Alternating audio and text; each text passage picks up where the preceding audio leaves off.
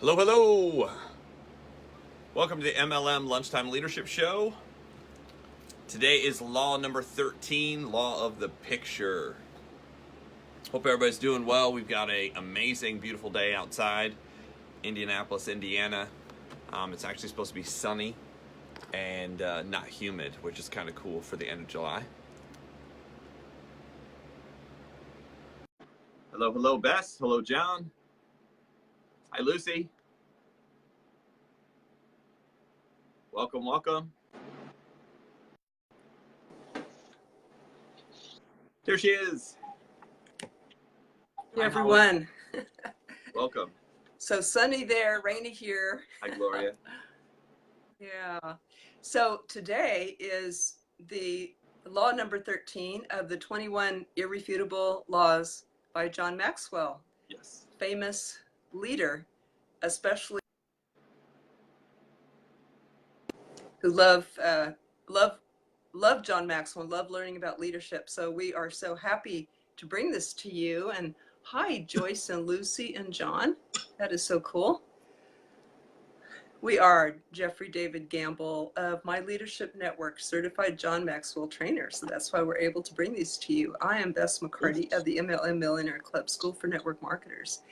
And we love partnering to bring you these generic trainings every noon Eastern time, right here on Facebook Live. Just go to the every time you can find it on the Facebook group MLM Lunchtime Leadership Show. And what's our purpose with this? To help people grow and to educate, equip, and empower entrepreneurs and create independent servant leaders. And we want to give back and help to professionalize this profession, network marketing. We want excellent people. We want to raise the bar. We want this to even become more and more respected. It's achieved a lot the last number of years, 10, 20 years in reputation, and we want to keep it going that way. So thank you all for being here. Thank you for doing your part. Every part adds up in being a good leader and a good person in network marketing.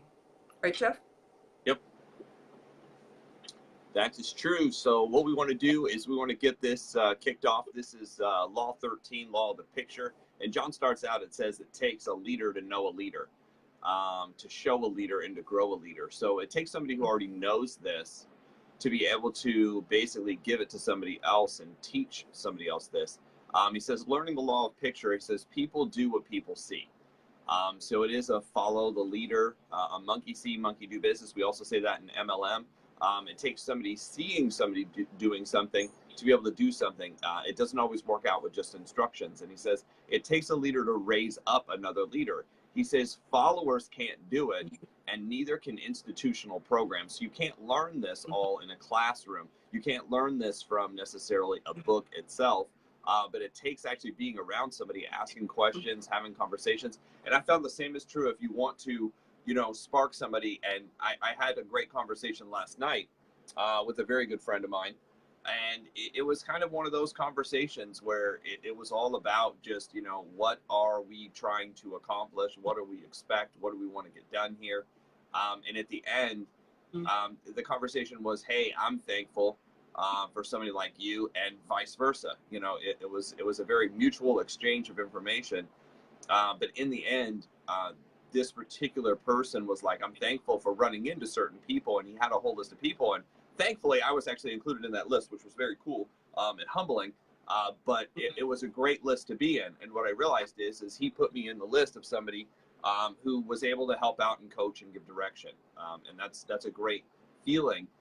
And where did that come from? He actually asked me, he's like, how much of John Maxwell's stuff do you use inside of your relationship? How much do you use inside of, working on a daily basis? And I'm like, it's actually more than I can possibly imagine how much of this stuff comes through and all these different things that I do.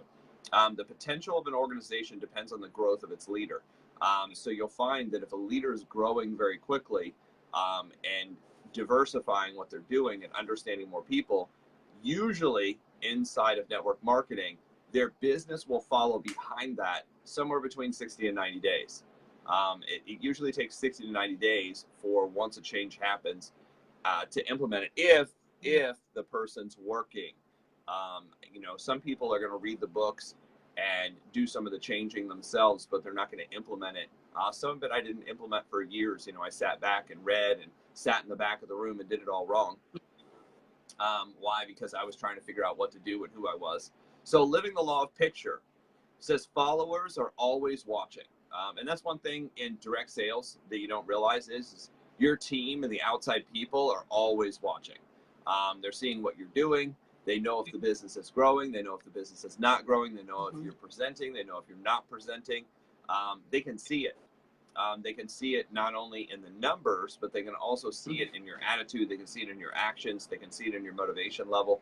They know if you're on point. They know if you're dreaming about, you know, building a better, you know, a better you. And they know if you're not doing it. It's easier to teach than to do it. I found that also to be true when I got into a big teaching mode and I started doing obviously a lot of Facebook Lives back when I first, you know, started in on the teaching and they had me start doing trainings. We were doing a open house every Tuesday and a training every Thursday. And I found myself, once I had memorized the open house, I found myself spending a lot more time developing the training and figuring that out. You know, for a couple of reasons. First of all, because I liked doing it. But secondly, you usually got more, I guess you'd get more praise and more conversations out of the training than you would the actual open house usually. So that's where you started spending more of your time. And you'll find this in a lot of leaders. You know, it's very easy to fly in to an organization, talk for a couple minutes, and everybody loves what you do, as opposed to going out and talking to somebody new and getting rejected. So a lot of people find themselves in a training mode right away. And you need a balance. You know, I'd say in the beginning, it's more like 99-1, you know, 99%, you know, until you've recruited 100 people. You probably need to spend 99% of your time recruiting new people, because that's the activity that your new people need to see. Until you have a large enough team and a large enough group and enough people on the books that you can become more of a teacher trainer.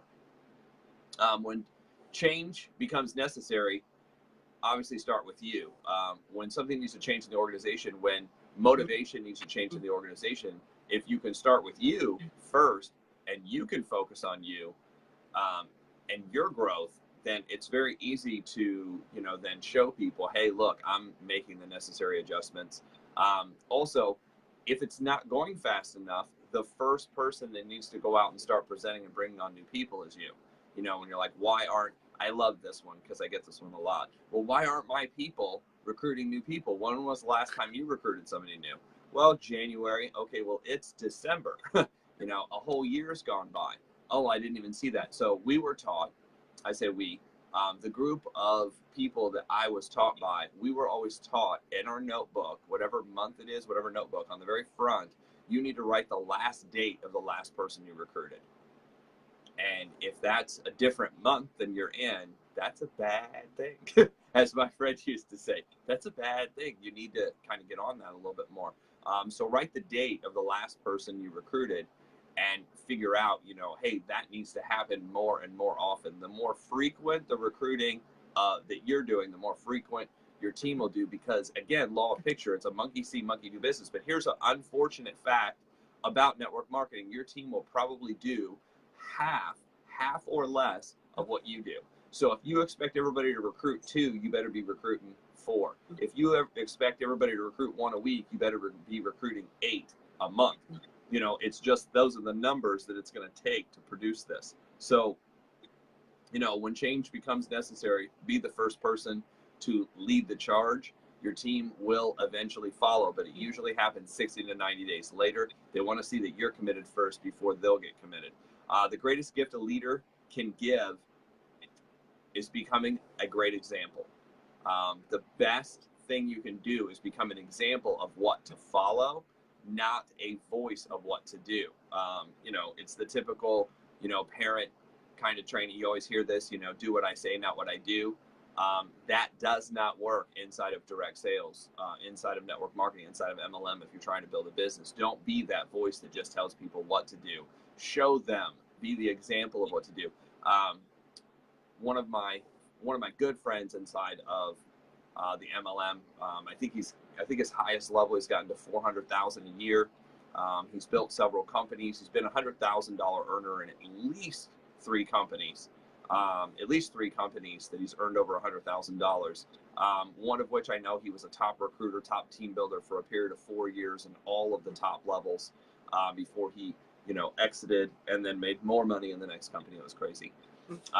But he used to tell us, he's like, people are always watching you. And he's like, you're either a shining example of what not to do, or you can be an example of what to do. He's like, but either way, you're an example. I thought that was really powerful. Basically saying you can't get out of being an example by doing nothing. By doing nothing, you're actually an exact example of what not to do. So kind of be careful with that. Leading others to the law of picture. Questions to ask when you hear. Well, we have these events and I lay out my vision, but my team kind of agrees and shakes their head but doesn't do anything. That's because you have the right vision, but you're not implementing the activity up front. So obviously check yourself first. What does your calendar show you're doing? If you expect your people to be doing it, better be doing twice as much of whatever you're asking them to do. Be an example that's so loud, people don't have to ask what to do, they just see it. Next, why do some of my ideas get traction and results right away while others tend to not? Again, look at what you've done or what you're physically doing, and it's very easy to turn around and see, hey, this is what's being done. This is what's actually happening. What's being done is usually duplicated. What's being told is not. So, always look at the activity. That's why tracking is so important. I have a notebook every single month where I actually physically write down, hey, here's who I talked to. Here's my list of the people that I need to get a hold of. Here's the check marks of who I've talked to already. This was my visual. So that way, when somebody came in and somebody questioned what I was doing, I could always show people this. I'd be like, look, when I ask you to go out and present to X number of people, I have a list of the people that I've presented to. And I have these notebooks going back 10 years. So when people question, consistency, when people question, good months, bad months, I'm like, I had bad months. I can go back into some of these notebooks and I've only shown 10 people, but consistently over years, I can show people the consistency of being able to present year after year, month after month, and being able to bring people in. And that's probably one of the big reasons why not only I've been able to recruit a lot of people, but I've been able to teach people how to recruit a lot of people. And that's, indirect sales. I think that's not everything, but it's the majority. If you can figure out how to recruit people consistently and show people that you can recruit people consistently, that's about 80% of the work that it takes, and that's what I learned from my mentors. He's like, the hardest thing you're going to figure out how to do is be able to recruit.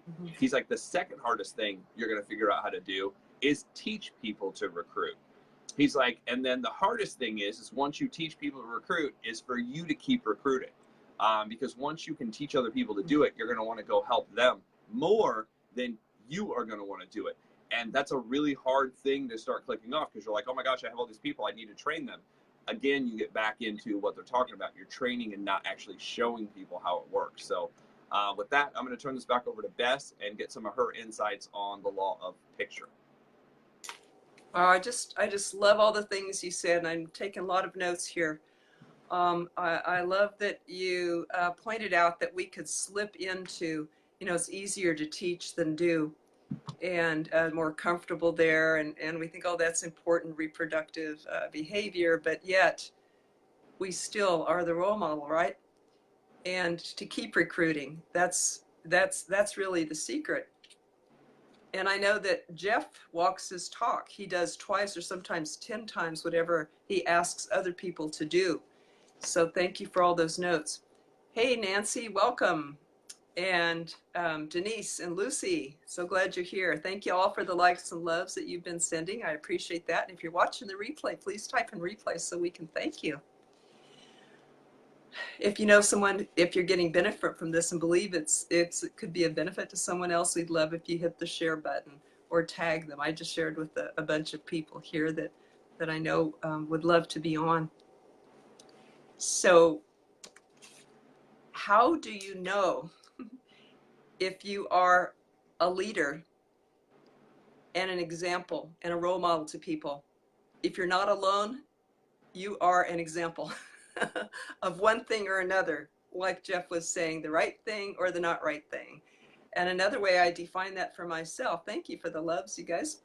And another way I define that for myself is, am I doing behavior that serves only myself, or am I doing behavior that serves the whole, which includes myself? And that feels so much better. And people see you, you know, people see us. They are watching our actions and our words. So are those actions and words ones that are true, necessary, and kind, and that work for the good of the whole, like we were saying? Richard Mayberry wrote a really good book called Whatever Happened to Justice. And he just has 2 rules in that book. That whole book can be summed up in 2 things. And number 1, do all you've agreed to do. And number 2, do not encroach on other persons or their property. He says that's the only 2 laws that a land needs. So we can check our behavior in this way. Are we doing all we've agreed to do? And are we not interfering in anyone else's property or their freedom? Because we want to have respect that they can be themselves and that they can make their own choices. And am I speaking words? Am I speaking with kindness? You know, it might be necessary and it might be true, but for me, I got to check that kindness thing, you know, because sometimes I could be sharp or critical with myself or others. So is what I'm saying necessary to say? And is it true? And is it kind? Those are the guidelines. You may have heard these 3 guidelines. I love it's not our talk that matters as leaders, but our actions. You know, I said when people watch your words and your actions, but even more, absolutely the actions, because we duplicate and replicate, right? In network marketing, duplication is king. And we duplicate what we are, not what we say. So a leader needs to have both, though. They need to have the high vision, and they need to also be highly practical, meaning that they produce, and they show, and they demonstrate. Because if a person most of the time your team will doubt what you say. They will, but they will believe what you do. Now, don't just do it and keep it a secret. Tell stories. When you're on your calls, when you hold calls for your team, tell them of your adventures that day and how exciting it was been and how thrilling it was to find somebody who wanted to change their life with your product or your business, and how much fun you had doing that. That's thrilling. That's being alive. That's being passionate. And when you do these things, it seems like you just have to tell it, right? You have to let it out. So be sure and let your team know what you're doing, how many you presented to, and even maybe how many recruits that turned into. But the most important thing of all is how many people that you presented to, not so much how many you called or invited, but how many actual presentations you did. And then talk about the adventures that happened as a result of that. I know one guy was making his calls and feeling discouraged and getting a bunch of no's and all that stuff, which we teach people how to always get a yes, by the way. But this guy was, you know, making probably cold calls or something. He reaches this lady finally, and she goes, "You are an angel. You know, you were sent to me today. I needed to hear this. I needed to connect with you." And that was thrilling. That gave him the boost to keep going. So that's a story that you want to tell your team. Tell them not just do, but let people know that you're doing that, or post an adventure that you had or a result that you had. That brings the belief and the energy and the passion and the motivation to your team. Stories. The more you tell a story, the more likely you're to have a cool story, and the more likely the hearer is to have a cool adventure like that. You can do 3 things to check. Oh, I'll share theirs in a little bit. I want to hear from Jeff again. So, guys, one of the things we want to do is, what did you get out of this lesson? Please type that in the message box here. We'd also like any questions you have, you know, necessarily on direct sales, network marketing, your own team, building an organization. But here's just a couple things, you know. We're talking about law of the picture. You know, you learn it, you do it, you teach it. And then what most people try to do is then they try to manage it.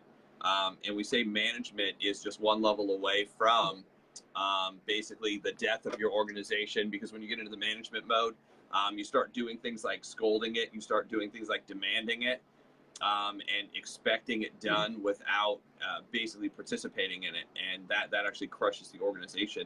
So what I found is you're either building momentum, building momentum, advancing momentum, or you're destroying momentum. I was taught by one of my mentors, David Bird. He said, there is no standing still. There is no maintaining in nature. You know, in nature, you never see a tree that stops growing unless it's dying. It's either growing or it's dying. The same thing is true with almost all life. And he's like, if you're trying to give life to an organization, you're either advancing it, you're building it, you know, you're doing something positive, or you're destroying it. There is nothing else you're doing. So, you know, keep that in mind in building an organization. You're either teaching it to grow or you're teaching it to fall apart. But there is no maintaining. A lot of people think that they can maintain in life. And that is kind of like a false sense of security inside of, you know, it's nice to think about that you could just maintain and sit there and sit still. But as we've all found out, if you try to maintain your weight, what usually happens is you gain some weight.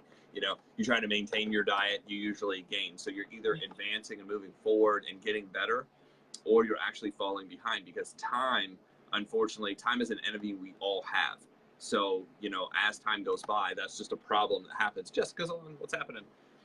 So we're talking about law of the picture here. What you see is what you do. And a really good thing is, you know, who would be the picture of somebody, you know, that, you know, this is good to have written down, is who is the picture of the people that are teaching you the lessons that you need to know. Do you have those names listed? Do you have the people who are doing the right things? Do you have those names listed? Or those are the people you're around? Or are you around the people, and the list of people that you are around are the people who are actually not doing these things and not leading? So you become like who you're around. So that's one thing that, you know, Confucius, Jim Rohn, Tony Robbins all talk about modeling, being around the people who are doing it, being around the people who know what's going on. They're going to help you advance in what you're doing.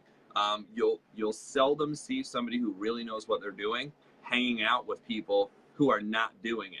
You know, even if they're brand new, they're getting them into motion. And if they're not going to get into motion, they will go find someone else who will get into motion. They're not going to spend an enormous amount of time with somebody who's going to sit there and think about it. They want to get moving. So that's what I have this week for Law of the Picture today, this particular lesson. Tomorrow, what we're going to do is go into the next law. And it's actually, I like this law. It's the law of buy-in. It's getting people to buy in to what's going on. And there are some tricks or some processes that you can use to get people to buy into what you're about to do. And this is one of the things that I constantly have a realization on, of what to do next, to be able to lay things out for people and be able to help people out. So tomorrow is going to be good. If you want to be here, you know, at noon, 12 to 12:30 is how we try to keep this call. You know, sometimes we will go a little bit longer answering questions. You know, most of these presentations that we're doing daily last around 30 minutes. We download them, we record them to our YouTube. We put them online at the MLM Lunchtime Leadership Show. So for those of you who are watching, you can watch the replays. You can get some lessons out of this. And our goal, again, is to show you how the 21 laws of leadership actually, how to use these inside of direct sales, inside of MLM, inside of network marketing. And we hope this has been helpful. So we always want your greatest takeaway. You know, what was the one thing that you learned or got as a takeaway from these lessons that we're going over? And sometimes it's not something we said, it's just something that made you think about, you know, something that says, author of whatever happened to Dustin. Okay, not sure. Bess, do you know what that one is? Becky asked a question. Do you have the answer on that? Oh yeah, the author, Whatever Happened to Justice? Whatever Happened to Justice is Richard Mayberry. And Becky, I love your takeaway that you know, we're either building and advancing or we're destroying, right? And our actions either move in one way or another, or our team is. So our team is either, your network marketing team is either, you know, decreasing because of attrition, like a garden that doesn't get any water, or it's building and thriving because you're giving it the right juice and everything, you're the right sun and fertilizer and water and everything that it needs. Here are 3 tips to apply what we're learning today. Ask yourself, do my actions match my core values? In other words, am I doing what I'm saying? Really think about that. And also ask someone who knows you those questions. Ask someone that can observe you. You know, are my words matching my actions? And another idea is to make a list of 3 to 5 things that you wish people would do better, and then rate yourself on those things. So a little bit of introspection there.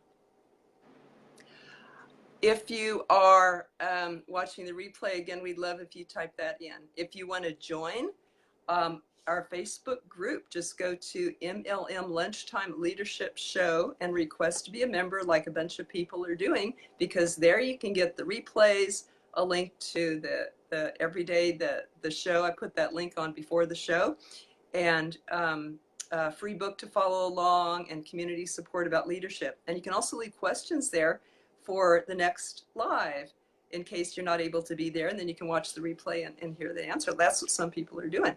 So, and if you'd like text reminders, just private message me. And I want to thank Brandy for jumping on. If you're still on, we'd love to see you. Brandy is Jeff's significant other and a very wonderful lady and entrepreneur, an incredible person to know. She's hopped on a live or 2 here, and we'd love to have you back. Maybe you guys remember her. If you remember Brandy and want her back, type in Brandy, Brandee, and maybe she'll get this message and come and join us sometime. Awesome, guys. With that, we're going to go ahead and wrap up today. We appreciate everybody for being on. Hope this helps out. Hope we gave you some insight, some value that you can turn around and use, immediately. Kind of evaluation of what you're doing, tracking what you're doing, figuring out if you're in activity mode, if you're there to advance momentum. We just appreciate everybody being on, and we'll be here tomorrow again for the law of buy-in. That's actually law number 14 of the series. We're going to go through all 21 laws by the end of July, and then we take a break and we start over. So we appreciate everybody for being on. Julie's on. Say hello to Brandy. Will do. We're going to go out and get some stuff done here today. So appreciate everybody, and we'll see you again tomorrow. Okay. Thank you.